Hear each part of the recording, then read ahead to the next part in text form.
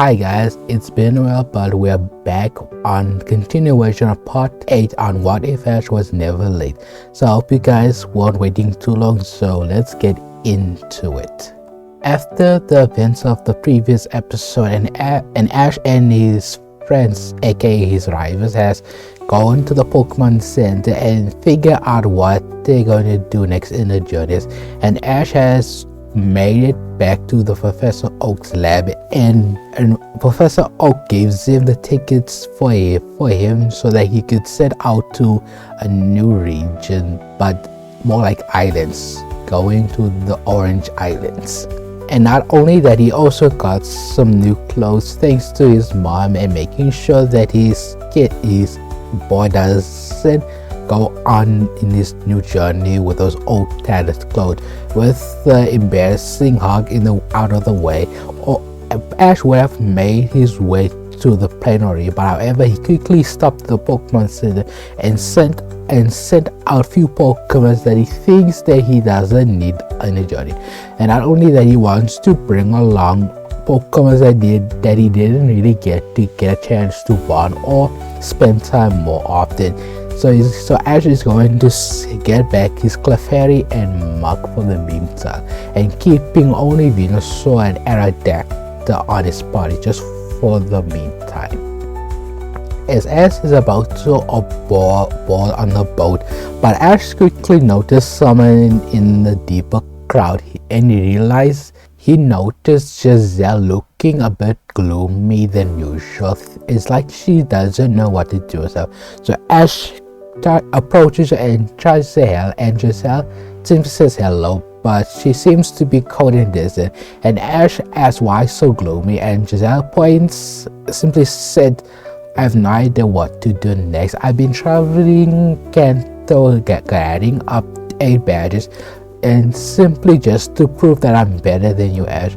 But to put simply, I'm pretty sure I have reached my limits on what I'm capable as a Pokemon trainer." And Ash fears her because he thinks that he also reaches his limits, but he also knows that there's more potential in him that he knows of. Not to mention the rest of his Pokemon isn't even a high level for Pokemon. The only closest Pokemon he ever has is Venusaure in his party. I'm not sure, but Ash noticed Giselle's gloomy face again and pointed, "Hey, where are you going next anyway?" And Giselle she's planning on returning back to her school, but Ash points out, "Well, do you mind coming on with me? I'm going on this island to gather a mysterious Pokemon." And Giselle is fascinated the item that Ash is describing her, and this is enough to convince Giselle to come with him in his journey for the meantime, which means for the first time Ash has a companion in his travels. For pretty weird for him, but regardless, Ash simply thinks it's going to be a good thing for her and for him. Yeah.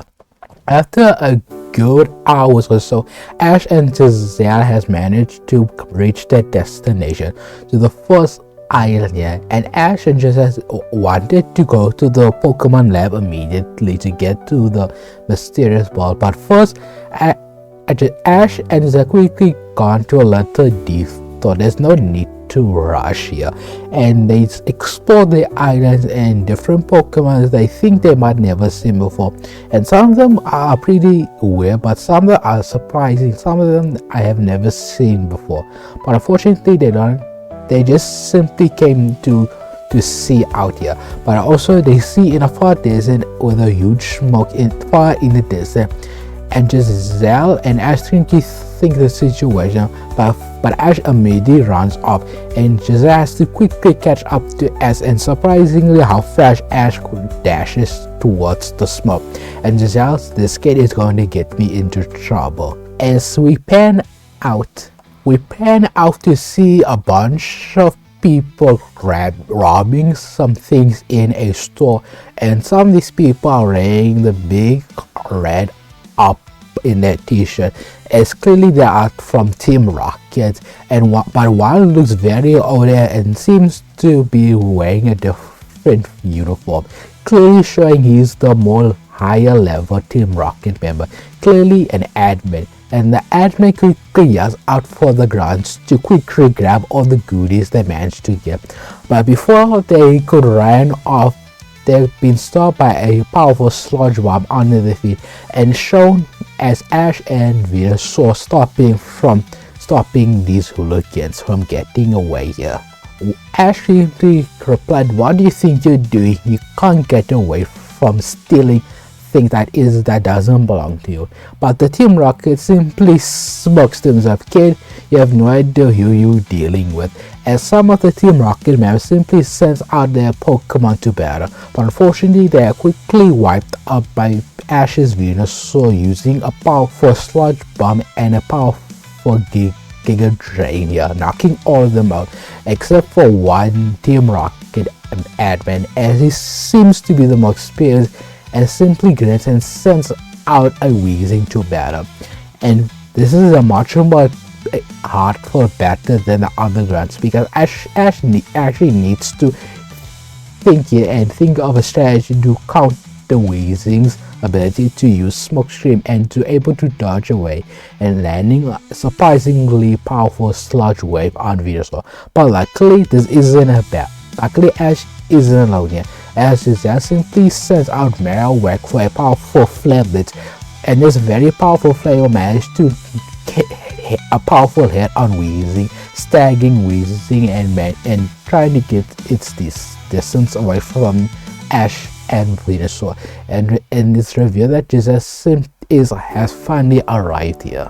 And Ash simply yelled, "I'm glad you're here helping me out," but quickly is quiet since because Giselle is quickly glaring at Ash to be quiet, thinking he could stop Team Rocket. He isn't a officer here, and they're clearly out of their lead, but since they're already in a battle, Giselle has to simply quiet down and focus on the battle ahead. But he's going to scold Ash later the day, and as the two powerful house Pokemon clearly trying to knock down Weezing, but it's pretty clear that Weezing is been through a lot and actually having a few scars under its belt. And not only that, thanks to its move Sludge Wave to have some distance between the two Pokemon.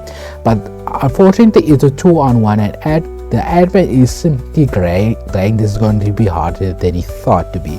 But thankfully the admin has some backup, as the grunts managed to get up and throw their Pokemon back to the battle. But unfortunately the admin and the Team Rockets quickly needs to get away because they're noticing a police siren, meaning the police are on their way.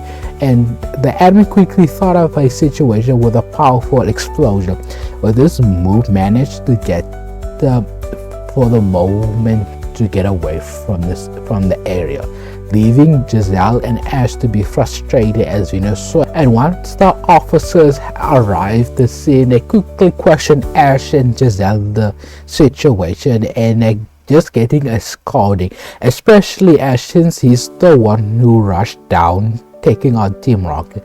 And after that little event, Ash and Giselle quickly goes to the Pokemon lab to make sure they don't get anyone into trouble, thanks to Ash.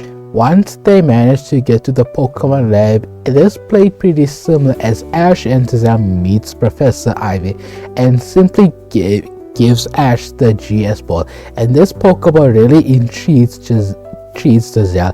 And not only that, but Professor Ivy explaining the mysterious origin of this Pokemon, and Giselle is quickly fascinated and writing down everything that she says here. Not only that, but Ash would have learned that the Orange Island also has Gym Leader, but it's much more different here because there's only 4 of them, and once anyone collects all 4 of them, they could challenge the champion of the Orange Island. And once Ash hears about this gets Ash pretty exciting, wanting to take on a whole new set of gym leaders. And Ash quickly calls Professor Oak, asking that if he could do this first, then he could give Professor Oak his GS ball. And Professor Oak simply said doesn't have a problem, he's okay waiting before getting a GS ball much more later. And he knows that Ash has become much more gloomily lately, and not to mention he's losing himself, so he's okay for this. And only that, Giselle also will follow Ash, not for the gym leaders, but to study and analyze the GS ball. And Ash doesn't have a problem with this, as Giselle and Ash is on their way to the next destination, to the islands. The next day, as Ash and Giselle quickly is rested in the Pokemon Center, and once they get to the next town, they notice an unusual white Lapras sitting out next to the Pokemon Center, as has been harassed by a bunch of Pokemon trainers.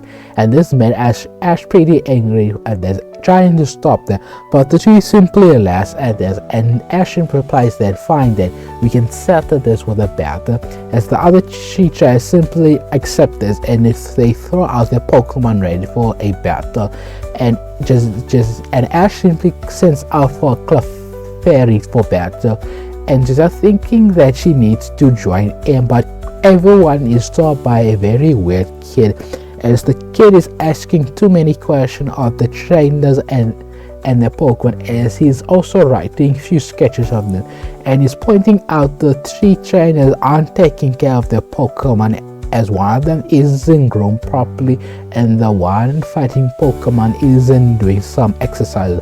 But once he gets to Ash's Clefairy, he is fascinated how this Clefairy seems to be quite happy, and not only that, seems to be joyful, and praises Ash is on raising this Pokemon, and this made Ash a bit blushed, thanking the young man. But the three other trainers gets frustrated from stopping them for their battle, and Tracy says sorry, and they letting the three trainers fighting against Ash.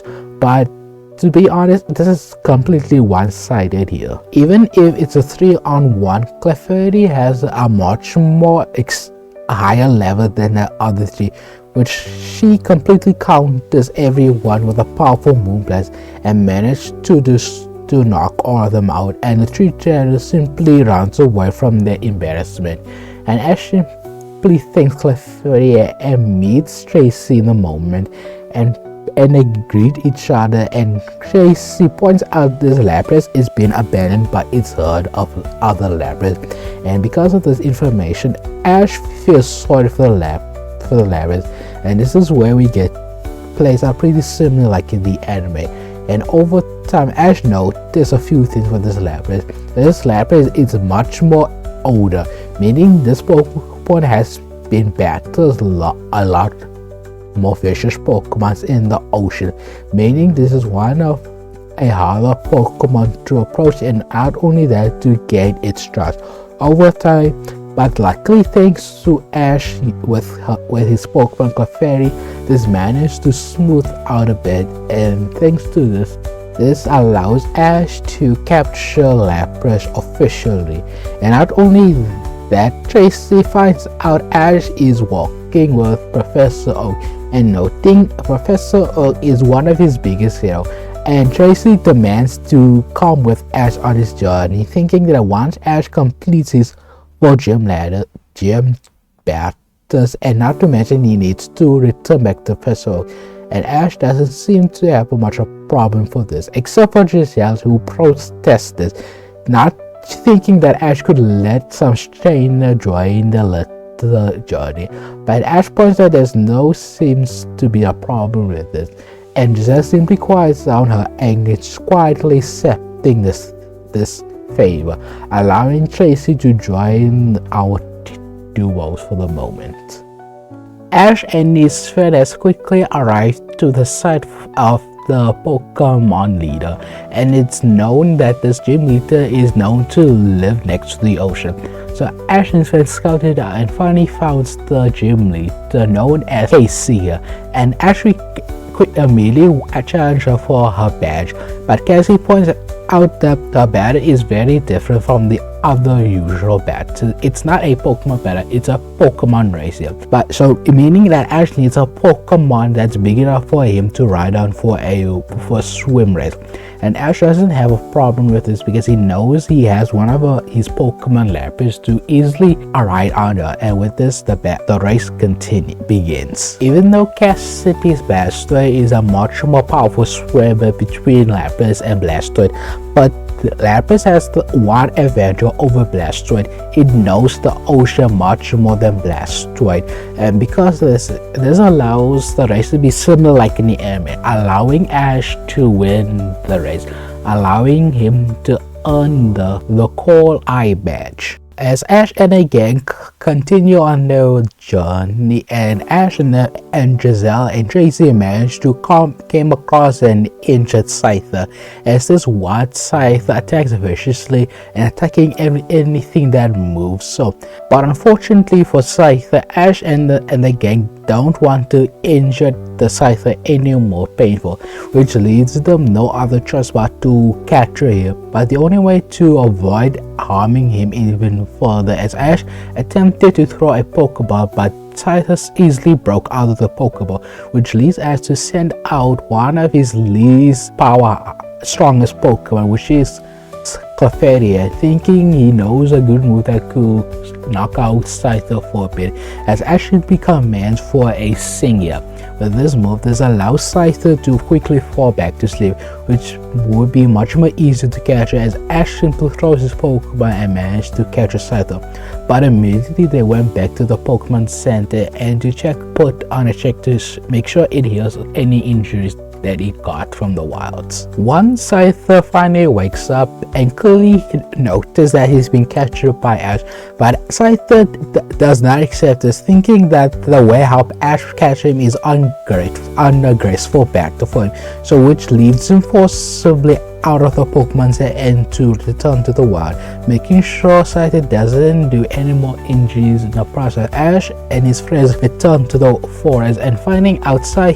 And once Ash sees the aftermath on why Scyther was injured, to quite simply, it's been kicked out by its group, because Scyther is a much more weaker Scyther than his rest of his group here, which leads the leader Scyther to kicking him out. Not only that, to injure Scyther again, as the rest of the Scyther simply flies away, leaving Scyther into the ground.